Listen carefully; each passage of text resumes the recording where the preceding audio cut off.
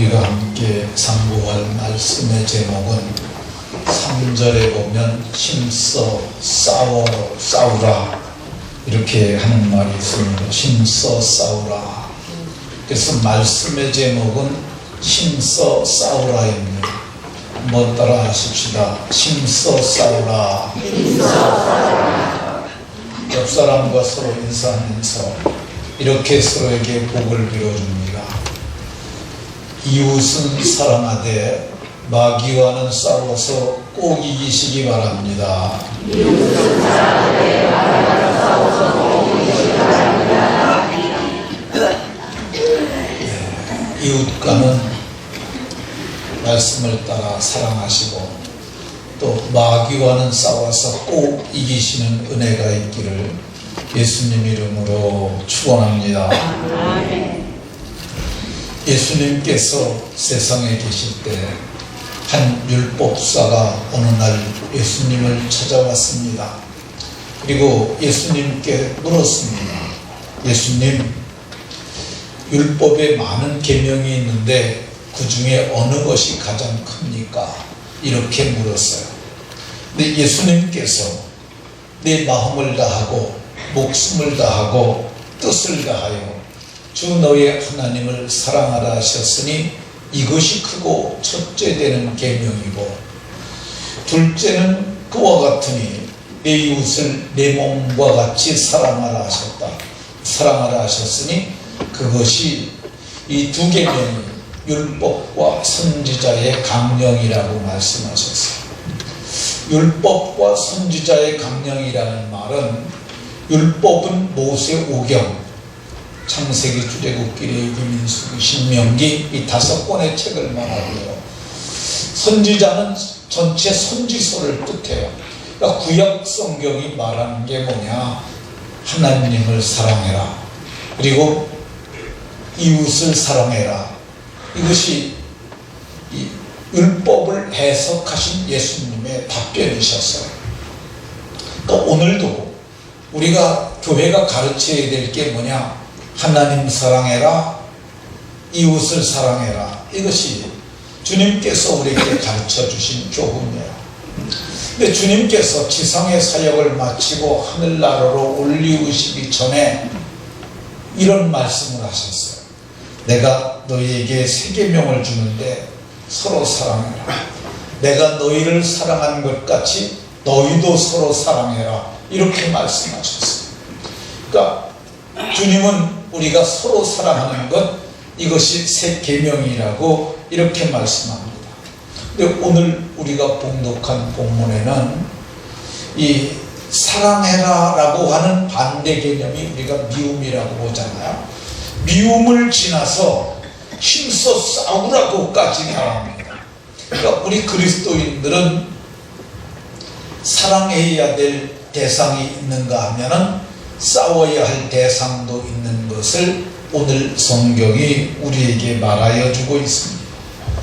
그러면은 누구에게 싸우라고 그러느냐? 3절에 보면 사랑하는 자들아 너희가 힘써 싸우라고 얘기를 합니다. 이게 누가 사랑하는 자들이에요? 하나님이 사랑하고 예수님이 사랑하고 지금 예수님의 동생 유다가 쓴 편지예요. 그러니까 예수님의 동생 유다가 사랑하는 자들에게 힘써 싸우라고 말하고 있습니다.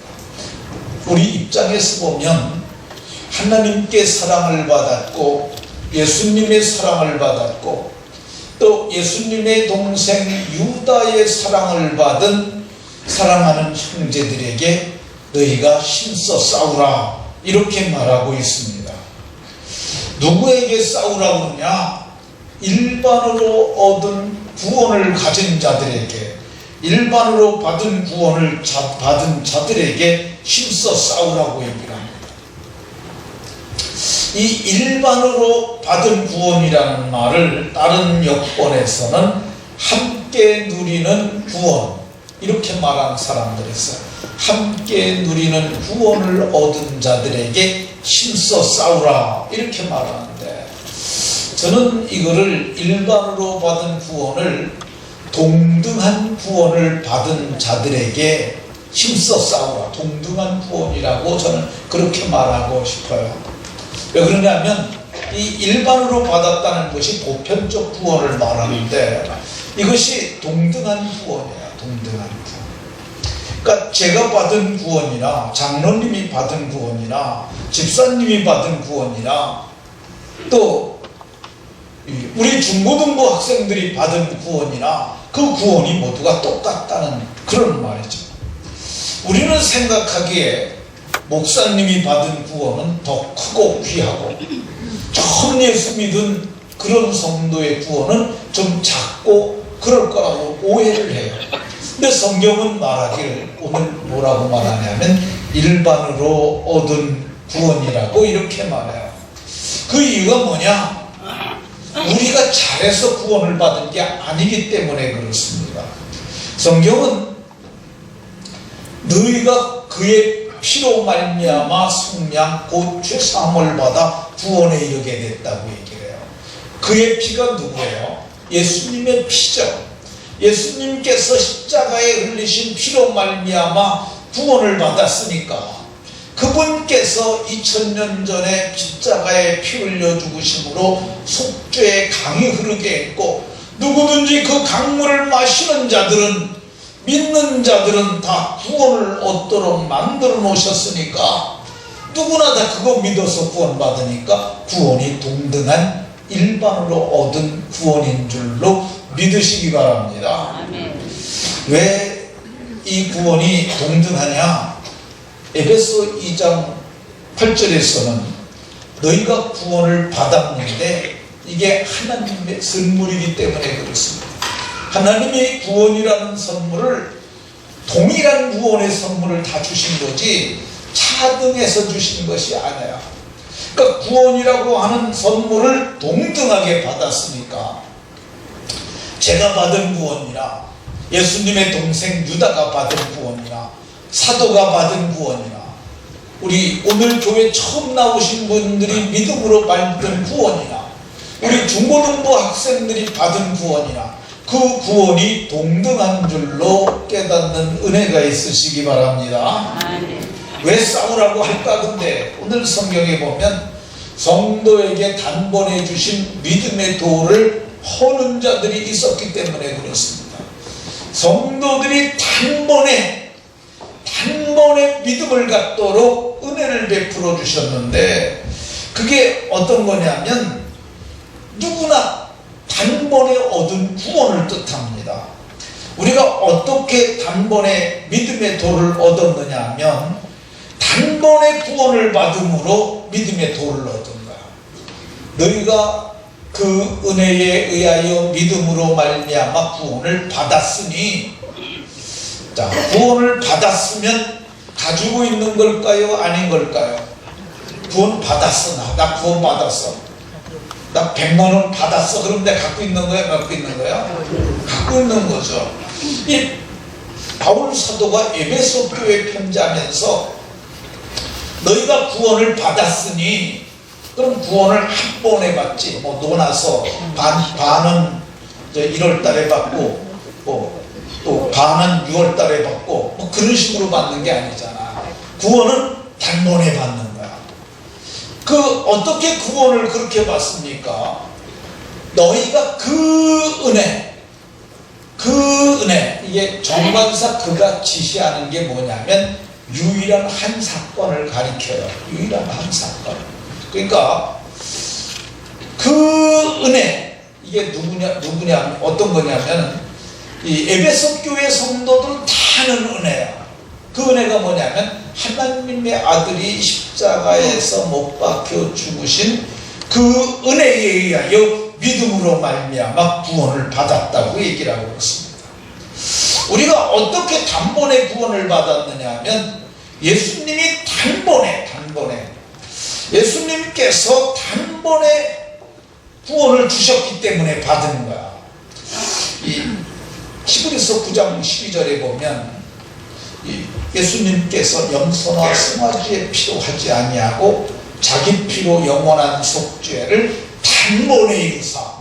그러니까 예수님께서 속죄를 십자가에서 단번에 죽으심으로 이루셨어. 근데 그 속죄가 매년 해야 되는 송아지의 속죄가 아니고 송아지의 번제가 아니고 영원한 속죄를 단번에 이루셨어요. 뭘로 그러셨어요? 자기 피로, 예수님이 십자가에 피 흘려 죽으심으로 영원한 속죄를 단번에 이루셨어요. 그러니까 저와 여러분들이 단번에 구원을 받았는데, 단번에 얻은 믿음의 돈을 가지고 있는데, 이거를 무너뜨리는 자들이 있으니까 그들과는 싸우라고 얘기를 하고 있어요. 어떤 방식으로 싸우라고 그럽니까? 오늘 3절에 보면 편지를 써서 너네들 싸워야 한다. 그러니까 자기가 목회하고 있는 지역 외에 멀리 떨어져 있는 성도들에게 편지를 쓰는 거야. 그러니까 오늘날 같으면 대용량 문자로 하겠죠. 그죠? 카톡으로도 할 수 있을 거야. 또 이메일로도 할 수 있을 거야. 근데 그때 당시는 이런 SNS가 발달하기 전이니까 그때는 편지를 썼어요. 그리고 그 교회가 편지를 받으면은 다른 교회가, 그 교회가 예수님의 동생 유다님에게 편지를 받았다면서요. 우리가 가서 좀 뺏기러 갈게요. 뺏겨갖고 와서 또 거기서 또 읽어요. 이게 이제 사본이 되는 거죠. 근데 편지로 권하였어요. 너희가 싸워야 된다. 저들을 그냥 내버려 두게 되면 저들이 교회를 무너뜨려, 성도들의 믿음을 무너뜨려. 그러니까 너희가 저들과는 힘써 싸우라고 얘기하고 있습니다. 싸우려면 어떻게 돼야 되겠습니까? 싸우려면 어떤 사람이 돼야 되느냐? 바울 사도는 디모데에게 편지하면서 예수의 좋은 병사로 나와 함께 고난을 받으라, 이렇게 얘기를 합니다.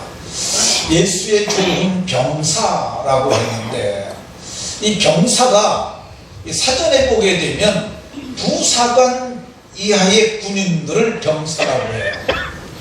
저는 이거를 번역하신 분이 좀 낮은 자존감을 가진 분이 번역을 했지 않았나 하는 생각이 들어요. 왜 하필 병사라고 그래요? 병사는 우리나라에서는 국방의 의무를 이행하기 위하여 징집된 2등병에서 병장까지, 그게 병사예요. 맞죠? 짝대기 하나에서 짝대기 4개까지 2등병, 1등병, 3등병, 상병, 병장, 이게 병사예요. 근데 왜 이걸 하필은 병사라고 그러냐고요? 옛날에 개역 성경에서는 군사라고 그랬어요. 예수의 좋은 군사로. 근데 군사의 뜻이 다양하기 때문에 그걸 그렇게 하는지 모르겠어요. 그럼 차라리 용사라고 그러지. 예수님의 좋은 용사로. 얼마나 더 좋습니까? 이게 찌질하게, 죄송합니다. 2등병, 1등, 저도 병장제 됐는데, 병장이 찌질하다는 건 아니지만은, 그래도 이 지금 디모데는 뭐하냐? 디모데의 신분이 목사예요. 너 예수님의 좋은 병장으로 이렇게 읽어도 틀리지가 않아요. 병사 중에 제일 높은 계급이 병장이니까. 근데 저는 이것을 갖다 그렇게 하지 말고 예수의 좋은 군사로, 혹은 예수의 좋은 용사로 이렇게 하면 더 좋지 않았을까 하는 생각이 듭니다. 이 교회의 조직을 군대의 조직처럼 한 구세군에서는 교회를 영문이라고 부릅니다. 그래서 우리 교회가 이 구세군식 표현을 따른다면 행전영문, 목사는 사관이라고 해요. 한인교 목사가 아니라 한인교 사관. 이 교인을 군우라고 해요. 그러면 유양순 군우님, 그렇게 하고, 장로님을 정교라고 불러요. 그러면은 이원호 정교님 이렇게 부르는 거. 집사는 부교, 김집사 그러지 말고 김부교 이렇게 불러야 되겠죠. 성찬식을 대신 이거 구세군에서 쓰는 용어인데, 여기 용어로 쓰더라 할지라도 이게 예수의 좋은 사관이 되어 이렇게 해야 맞습니다.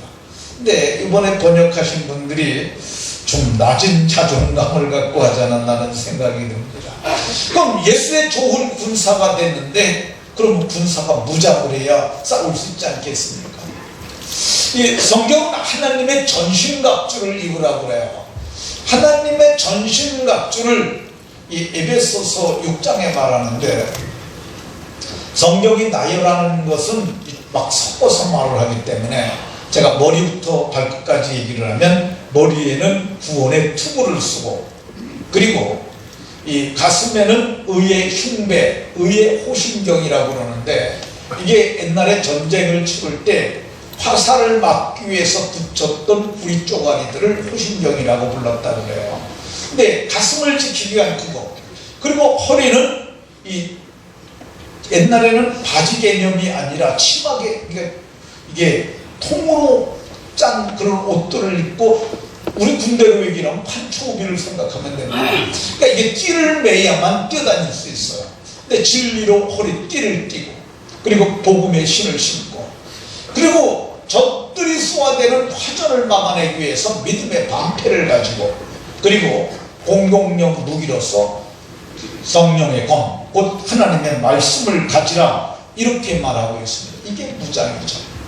어떤 분들은 이 군인처럼 무장해야 된다고 생각하고 기독교가 그렇게 된다고 주장하는 시대가 있었어요. 그게 중세의 십자군입니다. 그래, 그 사람들은 예수님의 이름으로 사람을 죽이고 그러면서 그걸 복음을 전하는 방편으로 삼았는데, 그거는 비복음적이죠. 왜 그러냐면 우리의 씨름은 혈과 육에 있는 것이 아니라고요. 혈과 육이 뭐야? 이게 이 몸이 육이고 이 속에 흐르는 피가 이 혈이잖아요. 그렇게 몸싸움하는 게 아니고 우리의 싸움은 영적 전쟁이니까 영적 무장을 해야 된다고 이렇게 말하고 있습니다. 그러면 유다가 권하는 싸움의 대상이 누구냐? 4절에 보면 가만히 들어온 사람 몇이 있습니다. 가만히 들어온 사람이 있어요. 몰래 들어온 사람들이 있어요. 우리나라에 가만히 들어온 자들은 어쩐 자들이겠어요? 간첩이죠, 그놈들은. 하나님 나라에 가만히 들어온 자들이 있어요. 에덴 동산에 가만히 들어온 간첩 같은 존재가 있었어요. 그게 뭐예요? 뱀이죠, 뱀. 그게 성경을 보면 간교했다고 얘기를 합니다. 이 뱀이 들어와서 무슨 짓 했어요? 그 뱀이 들어와서 아담과 하와를 꼬셔서 하나님 말씀을 어기게 했어요. 이게 말씀을 어기는 게 죄예요. 그래서 죄의 삭스로 사망이 들어왔고, 그 아담의 범죄로 말미암아 한 사람으로 말미암아 죄가 세상에 들어오고, 죄로 말미암아 사망이 왔나니, 오늘 여러분들이 감기 걸리고 배 아프고 그리고 병들고 마침내 죽는 이유가 뭔지 아십니까? 이 뱀놈 때문에 그런 거야. 이게 원인이에요. 이 뱀을 성경은 사도 요한은 성령의 감동으로 말하길 옛뱀이라고 했어요. 옛뱀. 에덴 동산에 들어온 거. 옛뱀이 곧 마귀라고 했어요. 그리고 이게 이놈이 사탄이라고 이렇게 말했어요.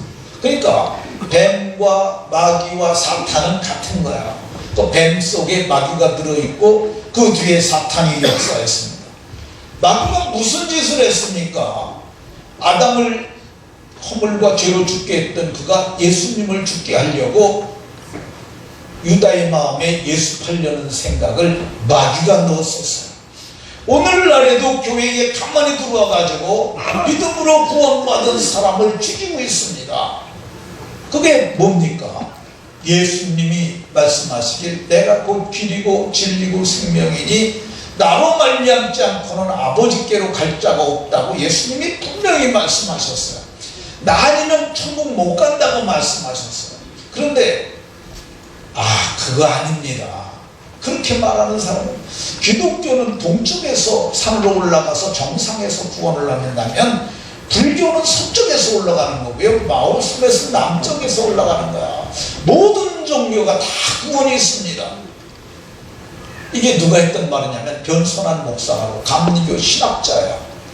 근데 이 사람들이 외국에 가서 교회에 가만히 들어온 이단자들이 학문이라는 명목으로 신학교에 들어와서 가르쳤고, 그걸 배워갖고 와서 감리교 감신대학에서 그걸 가르쳤어요. 오랫동안 가르쳤어요. 근데 이 감리교에 용감한 믿음의 사람들이 있었어요. 그 목사님 몇 명이 있어요. 교회에 이게 들어오면 안 된다. 어째 예수님만 통해서 구원을 얻는 거지. 그래서 그 사람을 내쫓았어요. 제가 보기에 잘 싸움모시고 잘 내쫓았다고 생각합니다. 요즘에 많은 종교다원주의자들이 있어요. 좀 어려운 말인데 다 그런 사람들이에요. 그리고 세상의 원리를 교회에 끌어들여 가지고 교회를 허는 자들이 있어요. 이 사람들도 경계해야 될 사람이에요. 저는 최근에 그 손봉호 교수님에 대해서 뒷얘기를 좀 들었어요. 제가 그분이 기윤시를 했는데 제가 기윤시 저한테 메일을 매주 보내와요. 근데 제 마음에 안 드는 게 참 많아요. 그게 제가 댓글을 써서 보내요. 한 번도 답장 온 적이 없어요. 근데 이 손봉호 교수님은 서울대 교수도 했고, 그리고 또 대학 총장도 하고, 그리고 여러 단체에서 중직도 맡고 그리고 그가 깨끗한 척하니까 많은 사람이 그랬는데, 근데 그분이 많은 분들이 변질됐다고 얘기해요. 심하게 말하는, 지난주에 만났던 서울에서 큰 교회를 목회했던 목사님인데 그분은 그게 마귀야 저한테 그러더라. 심하게 표현을 했는 것인지만 그게 마귀라고 해요. 근데 그분이 그게 원래 처음에는 안 그랬는데 북한 갔다 와가지고 변질됐다는 얘기를 해요. 근데 북한에 가게 되면은 이 북한에 가잖아요. 근데 호텔방에 이렇게 다 들어가잖아요. 그러면 그 밤중에 무슨 일이 일어난다는 거야. 뭐 어떤 분들은 얘기를 하길 이 마약을 먹이기도 하고, 그거 어려워요. 이거 이 수령님이 드시는 건데 오늘 한 병씩 드시라고 이렇게 특별 하사품으로 보냈습니다. 그거는 그거 먹지 안 먹어요. 여러분 같으면 안 먹겠어요. 그리고 오늘 얼마나 원로에 피곤하셨습니까?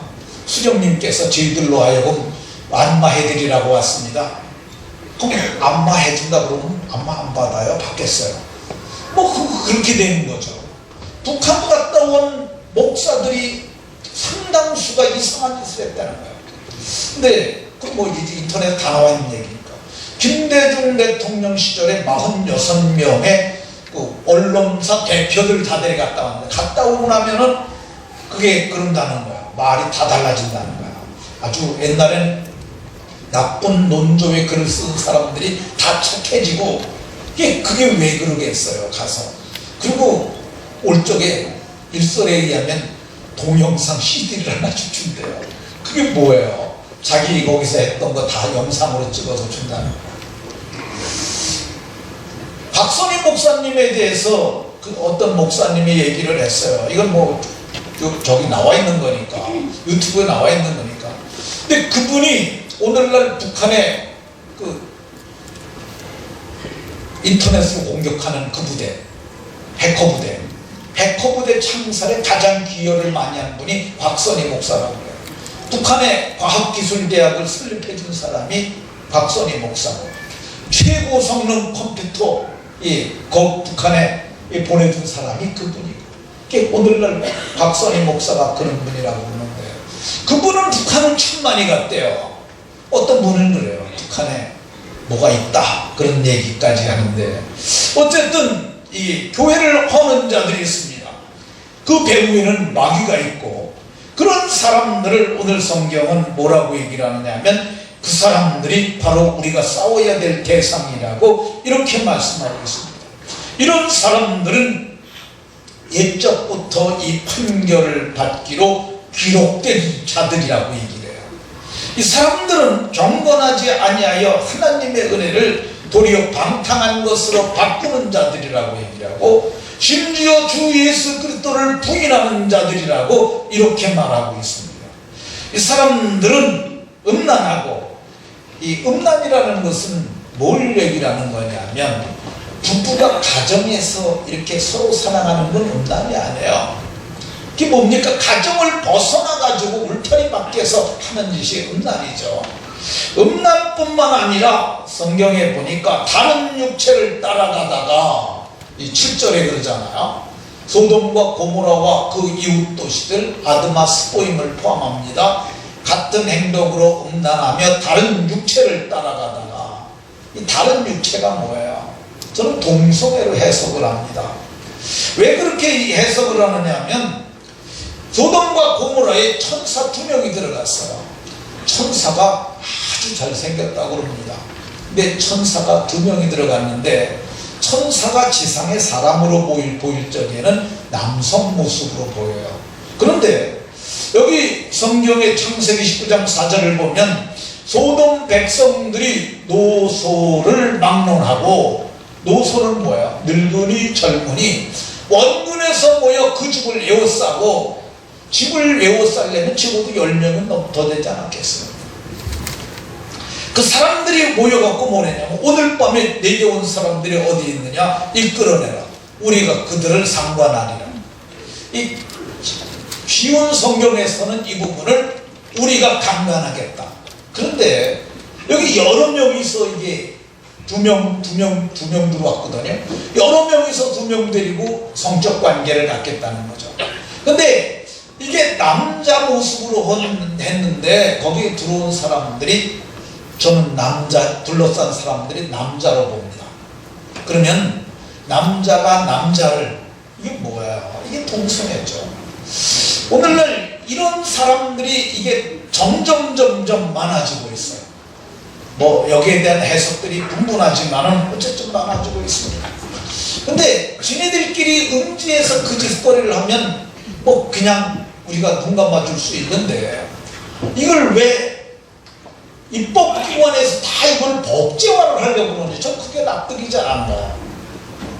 한 4개월쯤 전에 기론평 교수라는 부산대 교수가 제게 문자를 보냈어요. 뭐 제게만 보내는 게 아니라 많은 목사님들에게 다 보내요. 근데 그게 경기도 의회의 한 여성 의원이 성평등에 관한 그 입법을 위한 발의를 했다는 문자가 왔어요.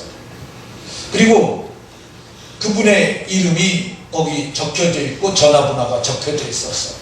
근데 그거 보니까 경기도 의회 부의장인 박옥분이라고 하는 여자예요. 박옥분. 네, 이 박옥분이 저렇게 생겼습니다. 저 여자가 못된 짓을 했어요.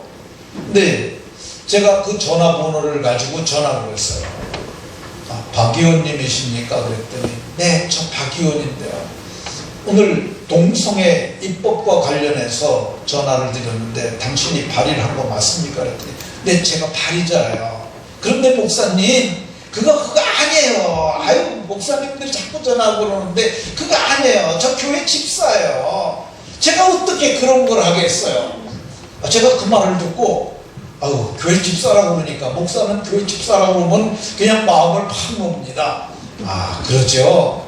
집사님 그럼 뭐 하는 겁니까? 아, 그런 거 절대 아니니까 목사님 마음 푹 놓고 계세요. 걱정하지 마세요. 전 그 말을 믿었죠. 근데 지금 4개월이 지난 어제 또 지난 주간에 문자를 받았어요. 그게 뭐냐면 경기도의회가 이거 결정했다는 거야. 입법했다는 거야. 그래서 이거를 뒤집으려면 개정을 해야 된다는 거야. 이미 법이 세워졌으니까 이거를 뒤집으려면 개정을 해야 되는데, 개정을 하려면 어떻게 해야 되느냐, 우리가 서명을 해서 적정한 인원이 차야만 다시 바꿀 수 있다는 거예요. 그래서 제가 그러면 이게 이미 그렇게 된 거 어떻게 하겠는가 그래서 스마트폰 가지고 제가 그냥 눈이 아픈데 그걸 정신을 바짝 차리고 했는데 결국 못했어요. 왜 못했냐면, 아니 전화번호 먹은 거 다 써서 집어넣고 생료를 집어넣고 그랬는데 딱 누르면은 또 튀어나와요. 그게 또 다시 하라고. 몇 번을 하다가 그래서 거기는 성공을 했는데 그 다음번에는 공인인증서를 가지고 인증을 하래요.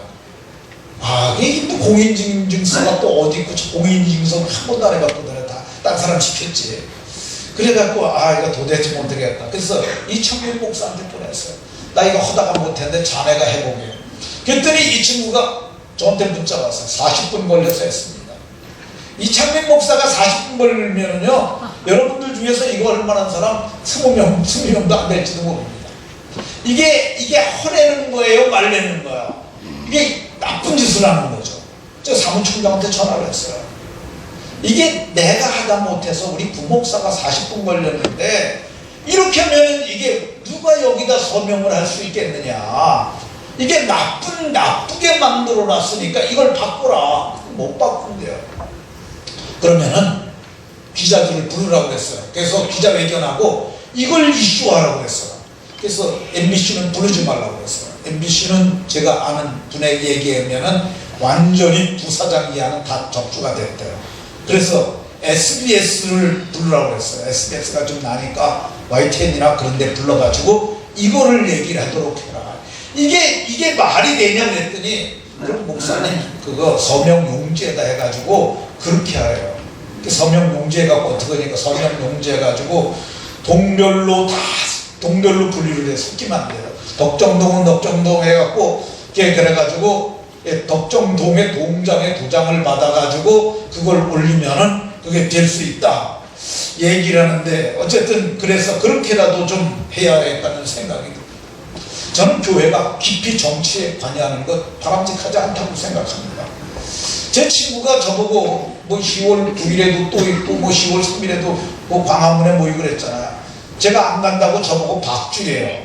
그래서 야, 이 자식아, 내가 왜 그거 안 간다고 박쥐. 그 형님이 뭡니까? 난 중도다 그랬더니 중도면 박쥐입니다. 그래서 난 박쥐 아니라고 얘기를 했어요. 근데 목사가 내 속으로는 어떤 성향을 가지고 있을지라도 이걸 의사표명하는 방법에서 너무 그런 것이 전 바람직하지 않다고 생각을 해요.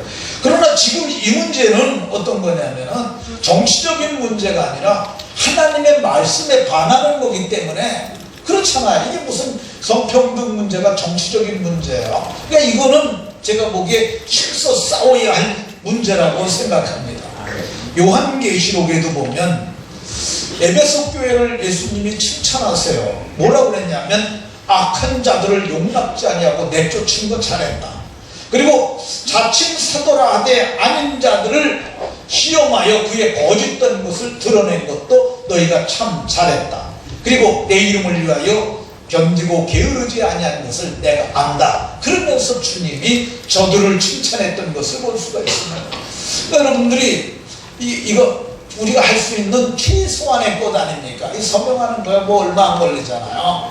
저는 근데 이번에 청년들에게는 제가 이렇게 청년 부장을 맡은 윤경희 집사입니다. 이달 20일에 경기도의 광장에서 모여서 이 부분에 대해서 아마 거기서 기도회도 하고 그럴 모양이에요. 그래서 거기를 모여달라고 그러는데 그게 이제 이창민 목사하고 아마 청년들을 거기를 보내려고 생각하고 있는데, 근데 거기 가본다 그러면은 기독교인들이 너무 이렇게 교회 안에서만 이렇게 하는 것이 이것도 중요하지만 그것도 중요하다는 시대를 읽고 각성하는 데 도움이 될 것 같아서 제가 가라고 얘기를 했는데 이거 필요하다고 생각합니다. 그러니까 여러분들 나이 드신 분들한테 수원까지 가라고는 말하지 않을 테니까 여러분들 이번 주 다음 주 해갖고 한 3, 4주 해가지고 해서 또 우리가 그거를 교회에서 그걸 정리를 해가지고 각동 사무소에 갖다 줄 텐데, 고암동 사람이 덕정동에다 하게 되면은 그 회천 1동 사람이 회천 2동에다 서명을 해놓으면은 이거 지워버려야 돼요. 소용없어요. 거기 회천 1동 걸 가지고 또 2동 가서 또 도장 받아오기 쉽지가 않거든요. 그러니까 오늘 성경은 뭐라고 얘기를 하느냐? 그들과 싸우라고 얘기를 합니다. 싸우는 방법은 우리가 민주적이고 합법적인 게 서명의 방법이에요. 여러분들이 이렇게 따라서 해주면 좋겠다는 생각이 듭니다. 따르지 아니한 자들은 어떻게 되느냐? 이렇게 싸우지 아니한 자들이 어떻게 되느냐? 영원한 불의 형벌을 받았다고 얘기를 해요. 소돔과 고모라 동성애 하는 자들만 있었겠어요? 하지 않는 자들도 있었죠. 그럼에도 불구하고 함께 성경에 보면 소돔과 고모라의 유황과 불을 비같이 내리셔서 저들을 갖다가 다 엎어 멸하셨다고 얘기를 하고 있습니다. 그것을 하나님께서 너무 진노하시고 격분하셔서 아도마와 스보임까지 다 무너뜨렸다고 이렇게 말씀하고 있습니다. 오늘도 성경이 말하기를 이 말씀을 따르지 아니하고 그들을 용납하는 자들은 마지막에 불의 형벌을 받는 그들과 같이 될 것이라고 얘기합니다. 성경이 말하잖아요. 7절에 거울이 되었느니라. 거울은 뭐예요? 비춰보는 거죠. 비춰보는 거야. 그러니까 소돔과 고모라의 모습을 가지고 이 시대를 비춰보는 거야. 근데 소돔과 고모라가 동성애로 멸망했다면은 그것 때문에 하나님께서 진노와 격분하셨고 유황과 불을 비같이 내렸다면은 앞으로도 그 일이 일어난다고 봐야 합니다. 근데 그게 언제냐? 동성화가 합법화되고 여자가 여자를, 남자가 남자를 향하여 정력이 불일들 일어날 때 하나님께서 불로 심판하실 것이라고 성경에 또 말씀하셨어요. 베드로 사도가 그날에 하늘이 큰 소리로 떠나가고 물질이 뜨거운 불에 풀어질 것이라고 말했습니다. 그날에 하늘이 불에 타서 풀어지고 물질이 뜨거운 불에 녹아지려니와, 이게 이 부분에 대해서는 해석이 어려워요. 물리적 연구를 한 사람들이 또 해석할 수 있는 그런 과학적 문제도 있어요. 그러나 분명한 것은 우리가 쉽게 이해할 수 있는 거 보세요. 하늘이 불에 타서 풀어지고 또 물질이 뜨거운 물에 녹아지려니와, 불에 녹아지려니와, 이게 땅이 다 물질 세계잖아요. 이게 불타는 거야. 그러니까 세상은 이 불로 타는데 우리는 의에 거한 바 새 하늘과 새 땅을 바라보고 그 영광에 참여하게 될 것을 말하고 있습니다. 오늘 우리가 이 세상에서 거룩과 성결을 유지하고 사는 것은 어떤 거냐?